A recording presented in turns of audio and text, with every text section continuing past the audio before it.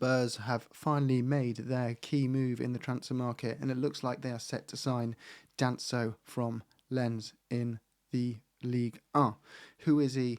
How's he going to fit in? I'm going to take you through that now. Spurs have hijacked the moves from Wolves, by the sounds of it. He had his medical booked on Sunday at Molineux, and Wolves are reportedly extremely angry at the situation that he has U-turned and changed his mind after giving verbal commitment.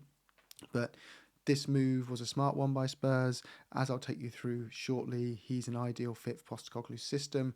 He actually makes more sense than a lot of the other players that have been linked with recently over the last 2 days, including Fikayo from AC Milan and Disasi from Chelsea. He actually makes more sense than both those players, and I'll explain why. It's also refreshing to see Spurs going back to where they can compete for players. We saw them wasting a lot of time in competing and trying to get players from the likes of Bayern Munich with Matisse Tell, and competing with clubs like Liverpool and Man City for ambitious targets in the market, which we're just not going to win, especially right now when as a club we're sat in the bottom 5 of the Premier League. You're just not in that position to attract those players, not even if you offer the money like we have been. But let's get into Danso, because he's an exciting player, and I think there's reasons to be optimistic about this one.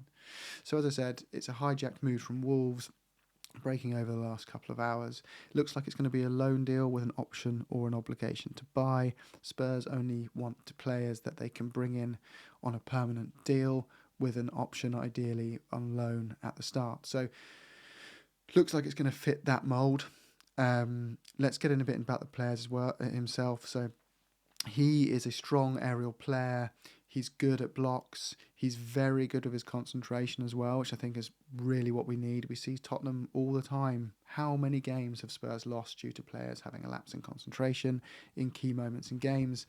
If you could be as talented as you like, but it just takes 1 second to switch off, and you can see the goal. And I just thought I'd pick out this tweet here from H2 MUFC, because he's very well respected with his opinions, and he said back in June, he's a front-footed defender, he can cover depth and width, and he really fits that kind of mould when you hear that. For Ange Ball, we need a player that can cover the wide areas, cover the likes of space behind for Pedro Porro, where currently Radu Dragusin is leaving him exposed. He will really help the likes of Porro when they go forward in terms of covering. He's an intelligent player who concentrates well. He also offers some good threats from set pieces as well, and he doesn't like to dive into tackles. Now, this is important as well, because we know discipline's just been a major issue for us this season.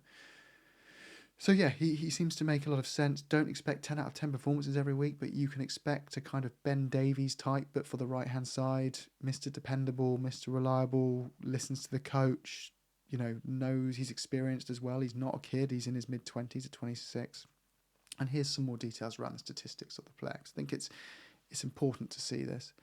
He has strengths in areas which you mentioned before that really fit the Ange Ball philosophy, but not only those ones we spoke of earlier around blocks, but also progressive passes. He's strong in this area. He likes to play the ball forward. He doesn't particularly carry the ball forward particularly much, but he does like to take touches. He asks for the ball and he'll play it forward. And I think Spurs need those centre-backs who are going to try and break the lines. So he could be a great fit from that perspective. And he ranks as a result very highly in terms of assisted goals. You can see there in the top percentile, and also shot creating actions. So he's going to be the type of player that the likes of Postecoglou like, because he may be a defender, but you could expect him to score and contribute to around 5 goals a season, even though he's in defence, which is what Ange wants. He wants all his players to be contributing to that. He's got a solid pass completion rate, not the strongest, but that is because he tries the riskier balls. He tries to play the ball forward. He doesn't try to pass sideways, and I think that will be a personality and a skill set that Ange wants. But I really think we can't underestimate the importance of him being strong in the air. How vulnerable have we looked to set pieces at the time? We've needed that strong enforcer at the back who's going to protect goalkeepers from set pieces as they're being targeted, and he could well be that guy. Now, I don't expect him obviously to start over Christian Romero, but I do expect a more suited option than Radu Dragusin, even when he comes back from injury at the end of the season. So let us know what you make of the transfer in the comments. Are you excited? Spurs still have to go sign a wide forward though. We've got one more player to get in. This is good. We've got the centre back cover sorted, but I think if Spurs want to come out of the second half of the season stronger, we need that forward attacking player, someone who can play across the front three, and maybe even a left wing back as well. Anyway, up the Spurs, much to be happy about. Take the good news when it comes. Let's go.